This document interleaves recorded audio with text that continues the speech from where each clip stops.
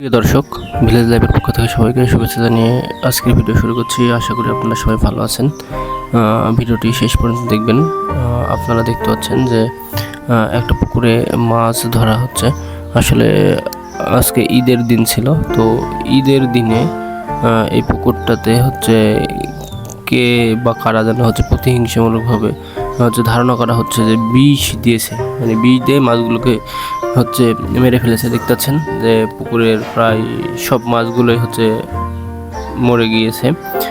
আর এই যে দেখতে পাচ্ছেন মাছ মানুষজন এখন ধরে নিয়ে যাচ্ছে। আসলে এত মাছ তো হচ্ছে এখন আর ঈদের দিন মারা তো অনেক ঝামেলার বিষয়। পাশাপাশি হচ্ছে লোকজন তো কুরবানি নিয়ে অনেকেই ব্যস্ত। তো এরই মধ্যে দেখা যাচ্ছে যে যে যার মতো করে এখন মাছ ধরে নিয়ে যাচ্ছে।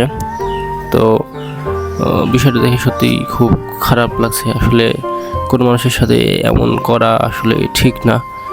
মানে মানুষকে এভাবে মানে বিপাকে ফেলা, হয়তো প্ল্যান করেই করেছে যাতে ঈদের দিনে মাছগুলো বিক্রি করতেও না পারে।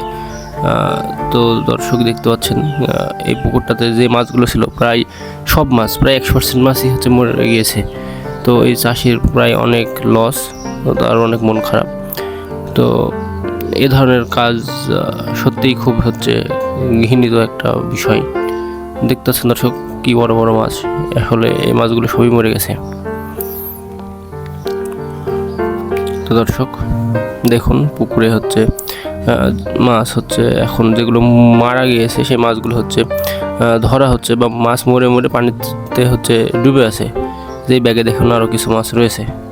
তো দর্শক বিষয়টা সত্যি দুঃখজনক। যে ট্যাংরা মাছ ছিল অনেকগুলো, সেগুলো মারা গিয়েছে। তো যাই হোক, ভালো থাকবেন সবাই।